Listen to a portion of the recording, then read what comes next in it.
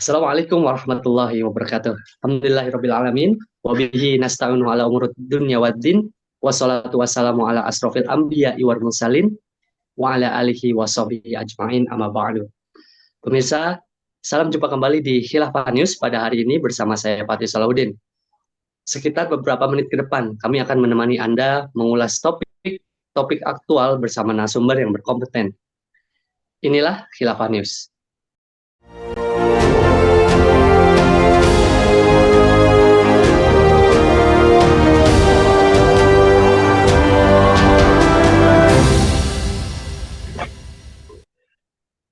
Kasus pembunuhan di Jagakarsa, Jakarta Selatan, disebut pengamat menjadi bukti bahwa penanganan perkara kekerasan dalam rumah tangga atau KDRT yang dilakukan kepolisian masih buruk lantaran kurang cepat mengidentifikasi, maksud saya, potensi terjadinya kejahatan yang berujung pada pembunuhan 4 anak.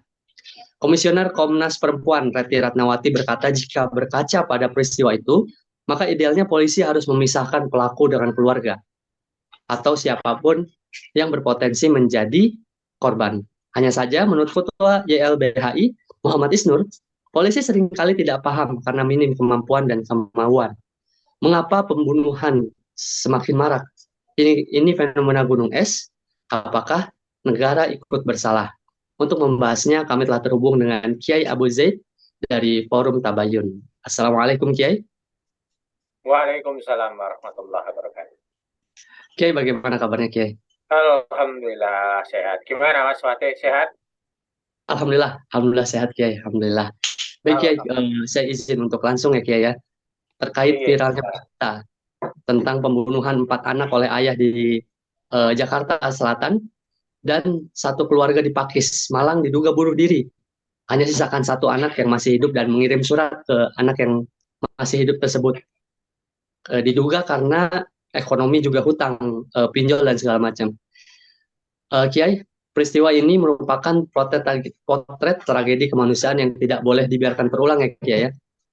Hal ini menunjukkan kondisi masyarakat yang sedang sakit, Kiai. Ya baik ya pemirsa sekalian dan Mas Fatih ya. Uh, masyarakat kita ini memang sakit nih, dan sakit parah istilahnya. Komplikasi nih, komplikasi ya. Ini bisa dilihat dari apa namanya, berbagai aspek, berbagai bidang, berbagai level sosial maupun jabatan gitu ya. Kita bisa lihat bahwa kasus pembunuhan itu yang dilakukan oleh seorang ayah kepada anak-anaknya, itu kan bukan pertama kali ya, sudah sering terjadi. Bahkan ibu ya, kemarin beberapa waktu lalu kan seorang ibu sampai hati membunuh anaknya kan. Itu tidak akan mungkin terjadi kalau bukan pada masyarakat yang sakit.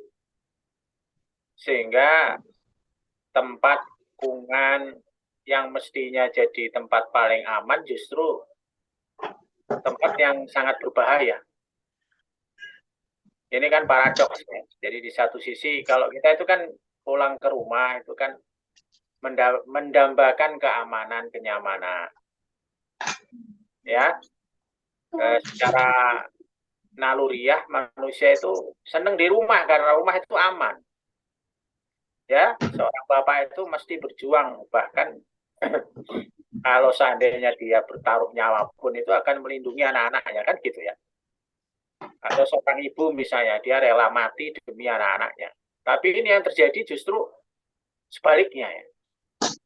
Nah ini kan kalau satu kasus barangkali itu kelainan jiwa ya, tetapi ini kan berulang sering. Ya, oleh karena itu ini menunjukkan memang masyarakat kita ini sedang sakit. Ya. Kita lihat ya fenomena yang lain lah, misalnya ya. Kita berharap misalnya sekarang kan rame-rame mau pemilu ya, mau nggak mau kita perhatian juga kan. Yang kita harapkan itu kan mestinya normalnya yang jadi pemimpin paling nggak calon-calonnya sudah dilihat itu kan orang yang terbaik ya. Itu masyarakat yang normal kan begitu. Nah kalau yang jadi calon-calon kelihatannya kok ya seperti itu ya, ini memang masyarakat sakit gitu. Baik, Kiai. Jadi orang-orang yang begitu tidak layak itu betul-betul tidak layak pun mendapat dukungan gitu ya. Nah ini kan berarti sakit itu, ya. Baik, baik. Saya kira Kiai. begitu, Mas Fatih.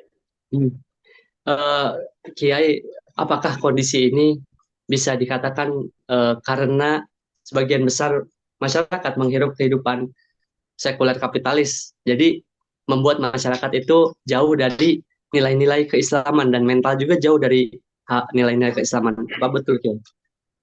Ya itu betul sekali, karena kan begini.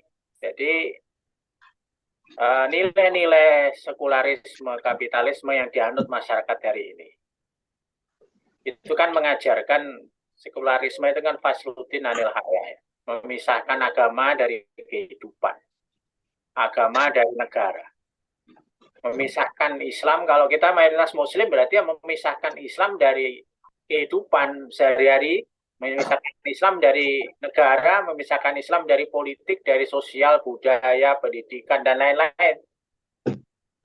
Nah, sehingga nilai-nilai keimanan itu nggak boleh mewarnai kehidupan. Ya, dalam menjalankan kehidupan sehari-hari itu nilai-nilai Islam itu nggak boleh, nilai-nilai akidah nggak boleh ikut.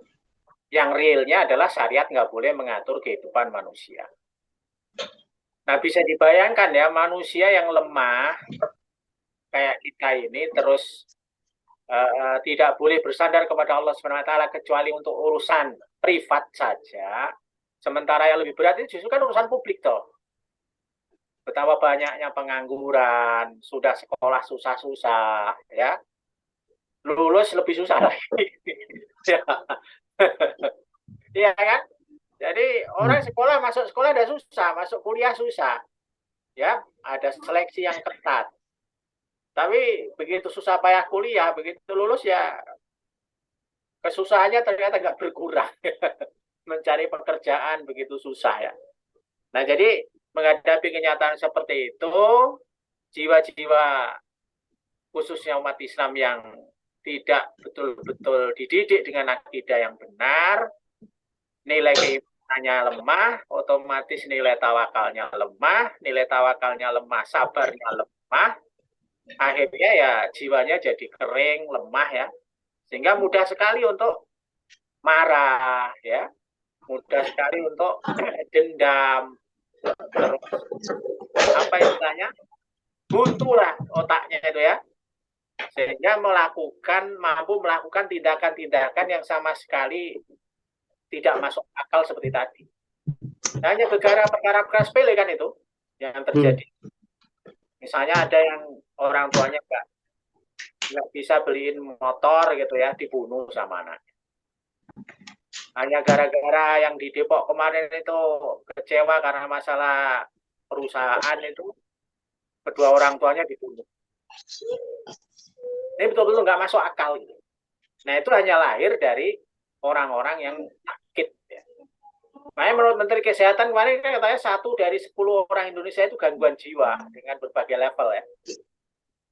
Nah jadi ini akibat langsung ya, bukan tidak langsung, tapi langsung ini dari diterapkannya kapitalisme yang berasaskan kepada sekularisme. Ya kurang lebih begitu, Mas Fatih. Baik, Kiai. Peristiwa-peristiwa yang dijelaskan oleh Kiai tadi yang sungguh prihatin ya, atau bisa ada kata-kata yang lebih dari prihatin nggak sebenarnya, Kiai ya? Banyak terjadi, Kiai. Negara berarti bertanggung jawab kan, Kiai, karena manusia-manusia ini dikelola oleh negara, Kiai. Apakah masih bisa dibilang kalau hal itu masih terjadi, berarti negara ini masih menerapkan sistem sekuler dan kapitalistik juga, Kiai? Ya, kalau kata lain bukan hanya memprihatinkan, ini mengerikan ya. Mengerikan kalau menurut saya. Jadi kalau dalam kacamata Islam, menurut istilah Islam ini kan kemaksiatan paling besar. Jadi kalau kita berbicara tentang kemaksiatan, sekarang itu maksiat apa sih yang tidak ada dilakukan di negeri ini? Semua sudah. Dari yang paling kecil sampai paling besar. Paling ringan sampai paling berat. Ya kan? Kalau orang Jawa dulu istilahnya ada mo limo, ini sudah mungkin 100 mo atau mo 1000 itu sudah keluar semua gitu loh. Mulai dari sekedar berbohong, berdusta yang jadikan kebiasaan oleh para pemimpin yang mencontohkan rakyat supaya berbohong, ya janji palsu segala macam, sampai murtad itu dianggap biasa, pembunuhan itu dianggap biasa. Kan kalau maksiat atau kejahatan dalam Islam itu nggak ada yang lebih besar dari murtad, itu dianggap biasa. Nah, jadi ketika kondisi seperti ini, ya kalau saya mau bicara vulgar gitu ya, pemerintah itu tidak sekedar bertanggung jawab, tetapi kalau menurut bahasa saya, pemerintah inilah justru melahirkan masyarakat sakit ini. Jadi penguasalah yang melahirkan masyarakat sakit ini. Kenapa? Karena penguasa tidak menerapkan Islam secara kafah, justru menerapkan sekularisme sebagai basis kehidupan yang dibangun di atasnya, yaitu kapitalisme. Ya, kemudian ada demokrasi, tetek bengek itu kan. Nah, ketika ya kan penguasa tidak menerapkan Islam secara kafah, kan sudah jelas, ya, sudah jelas Al-Quran menyatakan waman a'radan dzikri fa innalahu ma'isyatan dongkah. Dan siapa yang berpaling dari peringatanku, maka sesungguhnya baginya kehidupan yang sempit. Ya, nah ini kehidupan sempit ini ya dalam segala sisinya sempit. Sudah ekonominya susah, kerja susah, nyari makan susah gitu kan, sekolah susah, ya bahkan mati pun susah, mahal, ya nyari tempat kuburan itu aja susah gitu, ya bahkan Ya, sekarang betul. mati bisa digusur kan, Betul ya. mati bisa digusur di negeri ini. Ya jadi kehidupan yang sempit ini bukan hanya urusan dunia, urusan akhirat jadi sempit juga. Karena apa? Karena kita lebih mudah maksiat daripada beramal soleh. Ya. Nah, jadi kalau bahasa saya ini justru penyebab masyarakat yang sakit ini produk dari sistem yang ada. Sementara yang menerapkan sistem kufur jahiliyah ini adalah penguasa. Jadi secara langsung maupun tidak, penguasa lah yang melahirkan masyarakat sakit itu.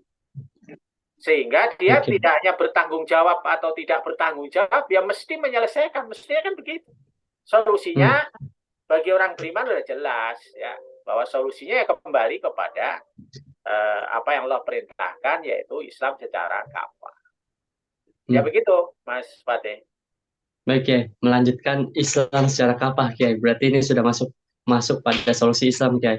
Apa solusinya Kiai untuk menghentikan KDRT dan tragedi mengerikan yang terjadi dalam keluarga Kiai? Ya, baik ya pemirsa sekalian dan Mas Fatih. Jadi solusi ini kan harus komprehensif ya. Komprehensifnya pertama, ini memang kita itu harus melakukan semacam apa ya, mitigasi lah kalau bencana itu ya. Jadi harus ada mitigasi terhadap keluarga-keluarga. Ya khususnya keluarga-keluarga yang bermasalah ini harus diberikan solusi yang jelas. Kayak tadi kan dianggap oleh apa namanya tadi beberapa pengamat tadi bahwa kepolisian tidak tanggap sehingga antara pelaku dan korban ini tidak segera dipisahkan misalnya begitu ya. Ini kan solusi yang real yang harus segera dilakukan kan. Jadi kalau misalnya ada potensi, ada problem, ada konflik di keluarga yang berpotensi itu kemudian terjadi di KDRT, itu mestinya segera diselesaikan. Dan itu menurut syariat Islam itu harus diberikan solusi yang jelas. Ya, misalnya yang berpotensi melakukan itu siapa, nanti pisahkan rumahnya, segala macam. Ini kan harus pemerintah yang melakukan. Kalau individu kan susah ya kan. Nah, kemudian kenapa muncul tadi karena iman yang lemah segala macam ya ini memang umat Islam ini harus mau nggak mau harus ngaji gitu loh ya. Jadi programnya itu sebenarnya sederhana ngaji ya. Jadi penguasa ini harus melakukan apa program ngaji. Cuman ngajinya seperti ngajinya Rasulullah SAW. Ngaji Islam, ngaji akidah, ngaji syariah. Supaya orang beriman itu kan ngerti ya bahwa dia sedang diuji oleh Allah, ada kesabaran ya. ada harapan pahala ya. Kalau sekarang kita menghadapi kesulitan hidup, ya sudah gaji dikit, mertua uring-uringan, istri ngamuk-ngamuk, ya. Anak nagih uang sekolah segala macam, ya kan? Ya, Nggak mungkin bisa dihindari semuanya, bisa aja itu terjadi. Nah, dalam kondisi seperti itu, seorang Muslim itu mesti tahu bahwa ini adalah ujian kesabaran. Nah, itu nggak mungkin bisa dipahami kalau nggak ngaji. Ya, makanya keluarga Muslim itu mestinya ngaji. Nah, cuman sekarang ini justru kalau program resminya apa istilahnya moderasi beragama, justru ngajinya ini akidahnya ini yang rawan justru. Ya, makanya ngajinya yang benar, ya, bukan sekedar ngaji. Terus yang kedua, ini solusi sifatnya praktis personal. Yang kedua, masyarakat ini juga mestinya kalau masyarakat berdasarkan Islam mestinya diberikan pemahaman tentang kewajiban untuk memperhatikan, memberikan bantuan ya kepada tetangga kanan kirinya khususnya ya paling dekat ya. Jadi kalau misalnya ada ribut-ribut, kalau sekarang kan orang nggak berani campur tangan ya kalau nggak sampai ada yang minta tolong-tolong gitu ya. Ya, bahkan mungkin sudah itu pun nggak berani campur tangan karena takut dituntut segala macam kan. Mungkin itu tetangganya mungkin aja bisa aja yang dengar ya kayak kasus itu ya. Entah orang menangis segala macam, tapi karena takut nanti kalau ikut campur dianggap melanggar hukum ya nggak berani. Ya, jadi harus ada kepedulian masyarakat ya kaum muslimin khususnya untuk membantu menyelesaikan perkara-perkara ini minimal itu di keluarga sendiri, keluarga besar sendiri itu minimal. Di sinilah Islam memiliki ajaran tentang silaturahim itu kan, untuk saling membantu keluarga-keluarga. Dan yang ketiga, pemerintah itu harus menerapkan syariat Islam secara kafah, termasuk sistem pidana yang memberikan hukuman yang jelas, tegas, sesuai syariat kepada orang-orang yang melanggar syariat. Ya termasuk misalnya suami pemabuk, pulang mabuk, nanti ribut sama istri, dalam keadaan mabuk dia bunuh istrinya. Ya itu karena dibiarin aja besok mabuk lagi gitu kan. Misalnya begitu. Nah oleh karena itu, kalau solusinya menurut Islam itu ada solusi yang mendesak, personal, sifatnya segera gitu kan. Kemudian solusi level masyarakat dan tentu juga level negara. Nah insya Allah kalau seperti itu tuntas, Mas Fatih. Baik, Kiai. Terima kasih banyak atas waktunya, Kiai, telah hadir di Khilafah channel ini, Kiai. Khilafah News maksud saya. Baik, Kiai. Pemirsa Khilafah News, semoga Anda mendapatkan banyak manfaat dari acara kami. Sampai bertemu lagi di channel yang sama di program berikutnya. Jangan lupa subscribe, like, dan hidupkan tombol lonceng di bawah ini. Akhirnya, saya Fatih Salahuddin bersama kru yang bertugas. Mohon undur diri. Wassalamualaikum.